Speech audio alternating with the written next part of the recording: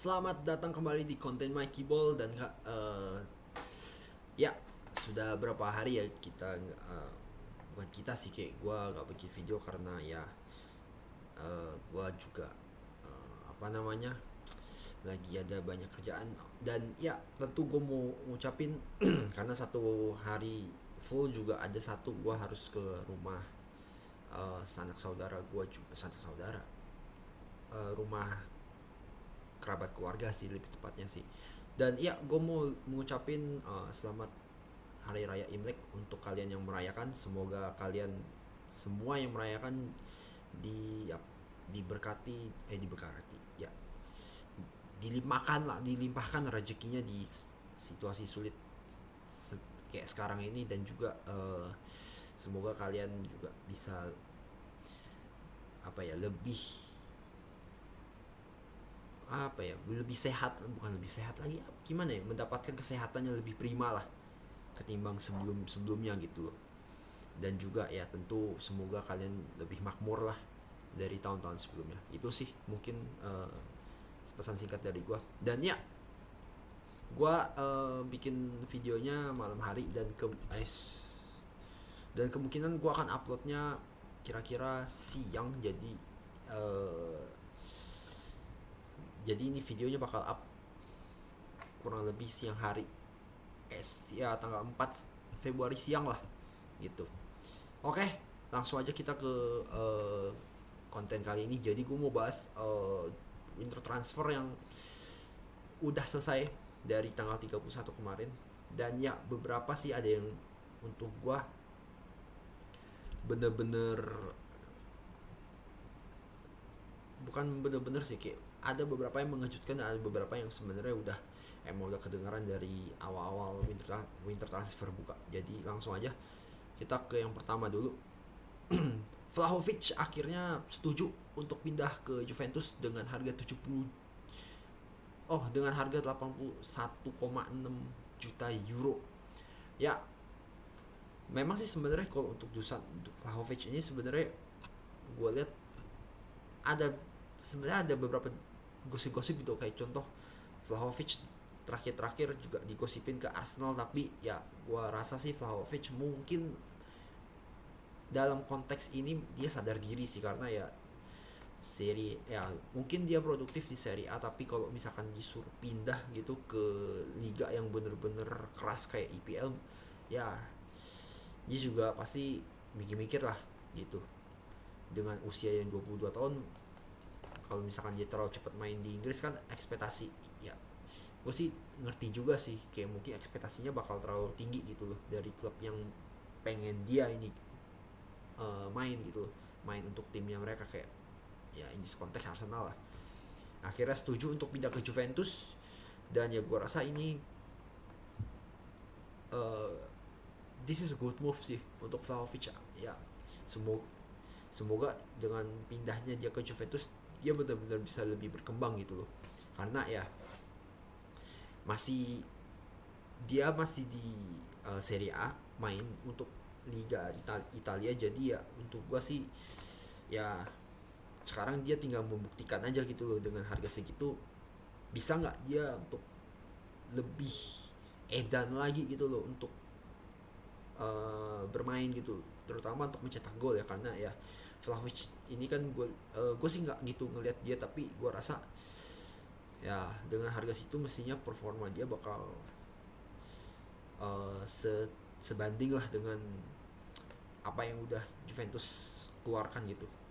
Oke, terus kita yang kedua ada yang ini sebenarnya udah lama sih, sebenarnya udah lama udah lama diresmiin transfernya, itu Ferran Torres yang akhirnya pindah ke Barca dengan 55 juta ya kalau nggak salah. Iya, sorry, dari Man City. Jadi ya kalau Ferran Torres ini ya gue sih ngelihat ya Ferran Torres memang di City udah nggak gitu dimainin lagi, karena lebih ngandelin Foden kalau nggak salah ketimbang Ferran Torres. Dan Ferran Torres ini gue lihat di City juga nggak gitu banyak dapat menit bermain untuk musim ini. Jadi ya gue rasa sih ini juga apa ya, langkah yang bagus lah untuk Ferran Torres biar bisa dapat menit bermain lebih banyak lagi gitu. Apalagi Barca gitu yang sekarang lagi kondisinya tuh lagi pincang parah gitu. Nah, Ferran Torres ini mudah-mudahan bisa menambah amunisi lah untuk Barca, terutama untuk lini serangnya, karena lini serangnya Barca gue lihat bener-bener sepanjang setengah musim ini bener-bener aduh kacau banget, bener-bener kacau tuh balau gue bilang. Jadi ya Ferran Torres ini bener-bener bakal jadi sangat berguna buat Barca menghadapi sisa musim ini, makanya sisa-sisa waktu untuk musim inilah gitu, untuk uh, apa ya, menghadapi kompetisi-kompetisi yang mereka bakal mainkan gitu ya. Dan juga ini ya didukung juga sama Pep, bahwa ya kalau Pep juga pernah ngomong juga kalau misalnya dalam kasus Ferran Torres ini, kalau emang dia lebih baik, makanya merasa bahwa pindah klub itu akan jadi langkah yang baik untuk dia, atau lebih apa ya, dia mau pindah itu lebih baik gitu, kurang lebih dia ngomong kayak gitu. Ya udah, gue relakan lu pindah gitu demi apa ya, demi kebahagiaan lu dan demi karir dia juga gitu sih. Itu kurang lebih Pep ngomong apa ya, berpendapat kayak gitu. Ya udahlah, jadi akhirnya juga ini restu Pep ini juga membantu lah dalam proses transfernya dia ke Barca.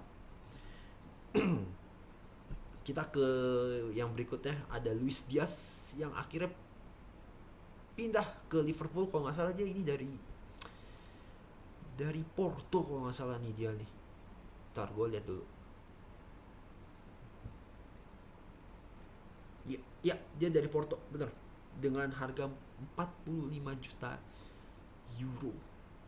Nah, Luis Diaz ini gue lihat bakal jadi apa ya, prospek untuk ngegantiin Sadio Mane sih, karena ya gue juga ngeliat Liverpool ini pas Sadio Mane main gitu, pas Mane main, gue gak bener-bener ngeliat kontribusi dia yang bener-bener apa ya, bener-bener bisa menciptakan pengaruh yang besar untuk Liverpool di musim ini ya.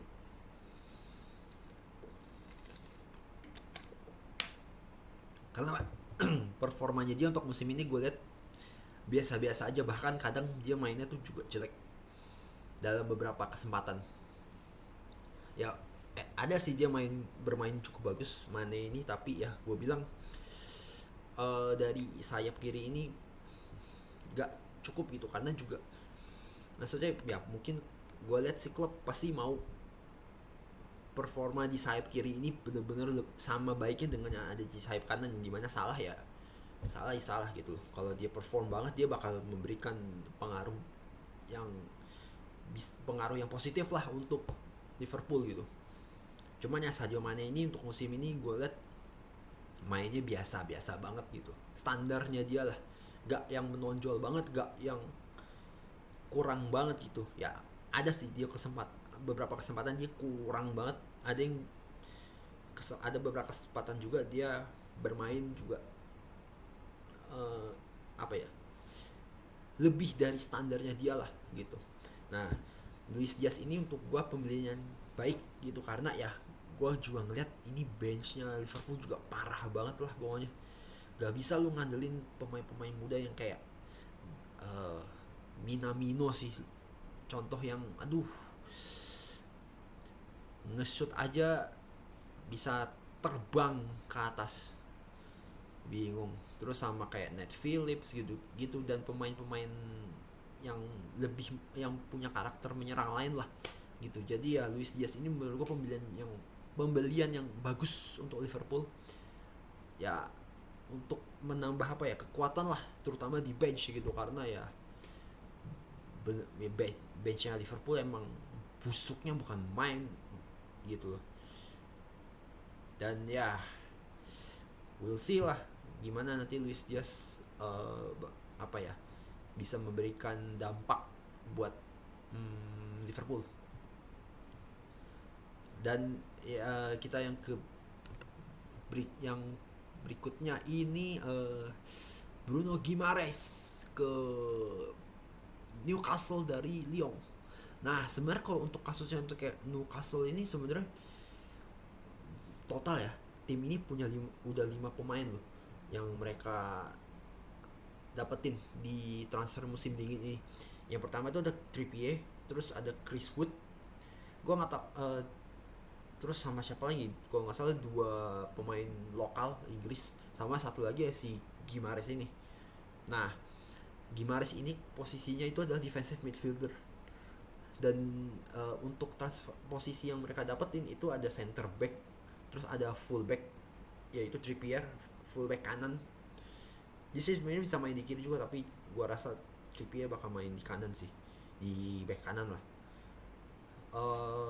Chris Wood ya, dan ya oh ya sama Chris Wood itu striker. Nah Gimares ini kebetulan dia seorang DMF, defensive midfielder. Nah gimana ya, ya sebenarnya kalau gue lihat pembelian pemain ini sih sebenarnya nggak ada yang benar-benar spesial sih gitu. Kalau apa ya, dari pandangan gue ya praktis ya, mereka barangkali gue lihat Newcastle ini cuman beli pemain ini supaya mereka punya amunisi yang lebih kuat gitu untuk sekurang-kurangnya bertahan lah di IPL gitu ya. Kalau mereka sampai benar-benar bertahan gitu ya, gue sih yakin di summer transfernya nanti di Juni ya mulai dari Juni lah, gue rasa Newcastle akan nambah 5 pemain lagi atau bahkan 6-7 pemain lah untuk menghadapi musim depan gitu.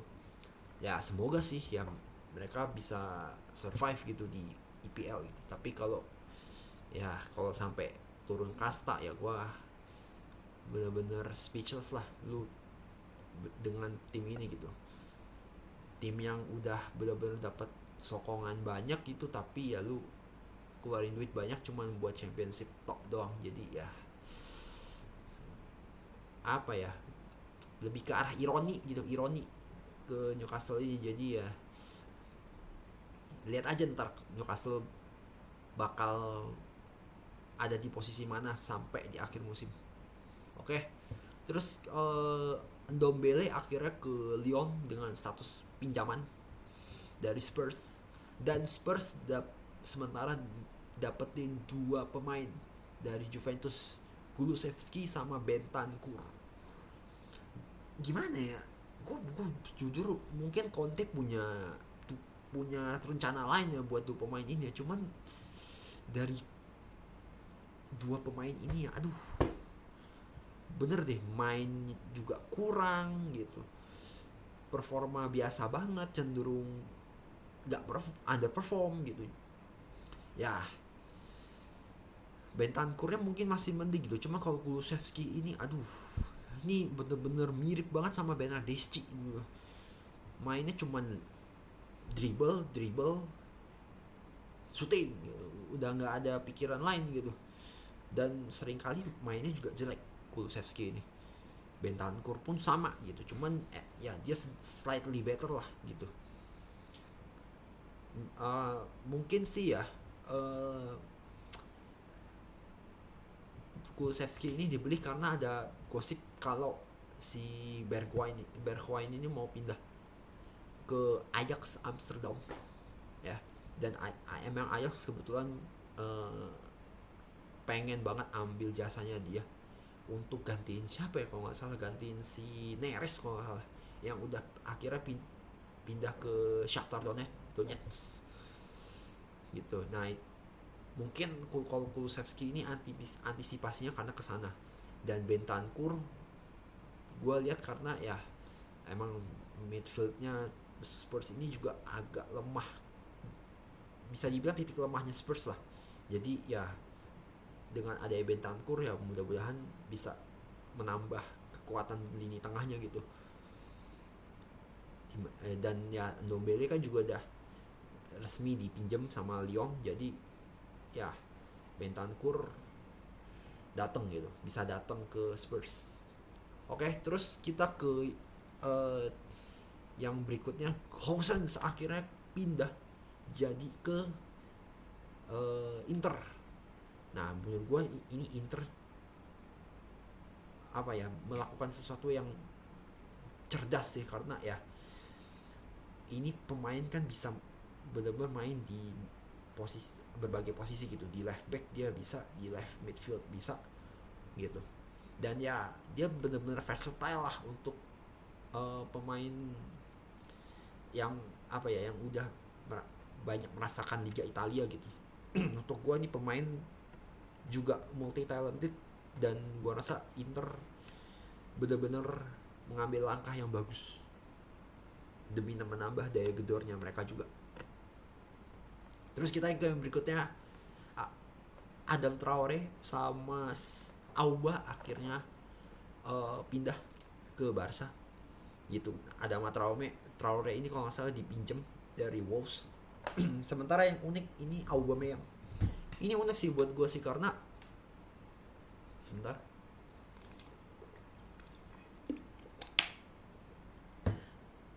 awal-awal si siapa, Arsenal minta bayaran, minta fee lah dari si transfernya Auba ini. Cuman setelah beberapa jam uh, nego gitu, dan ya mungkin Arsenal udah ngeliat mereka udah nggak mau ada Aubameyang lagi di situ, dan akhirnya ya udah kayak cut loss lah,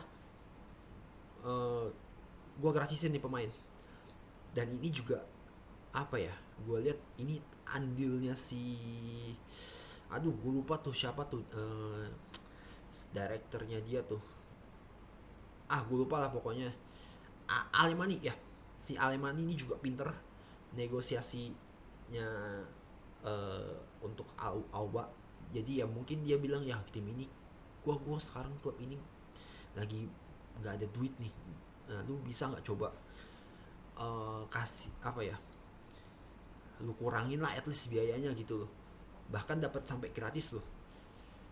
Ya Barca ya pasti mau, ya udah pasti ambil lah gitu, apalagi kontrak apa ya, si Auba bakal dikontrak 1,5 tahun, which is good for them gitu, daripada Barca yang gue lihat pemain-pemain mudanya ini kan nggak siap semua, dan banyak cedera juga yang menimpa klub ini. Jadi ya datengin Auba sama Traore untuk gue apa ya, udah jadi langkah yang bagus lah gitu. Mungkin kalau di kondisi normal Traore sama Auba mungkin nggak bakal dipanggil gitu, bahkan bukan dipanggil, nggak bakal jadi apa ya, pemain utama lah di Barca. Tapi kalau ngelihat kondisi sekarang ya dua pemain ini dibutuhkan banget, karena pengalaman dan juga ya dari segi fisik kan mereka jauh lebih baik lah ketimbang pemain-pemain muda Barca yang aduh gue lihat mainnya satu kali oke, tapi satu pas di berikutnya